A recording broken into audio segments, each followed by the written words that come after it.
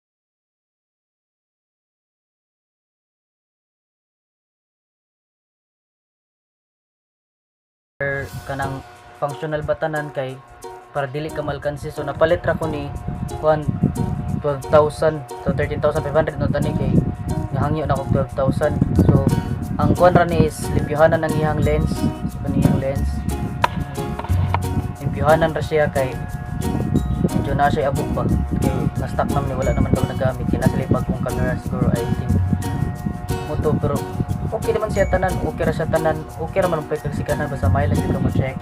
So damit sa kanya nako for photography, palitan ko ni og mga lens ko kung naatay kwarta. And kung wala pa mo gani, kung ganan mo camera, okay ra mo gid cellphone na sa gamit for vlog. Kaya ako cellphone ra sa tang gamit kay bugatan mo ko ani gud, bugatan na sad ko ba. So ganahan ko mag DSLR kay para sa akong hobby pod nga ganahan ko mag photography. So siya Nikon D5100.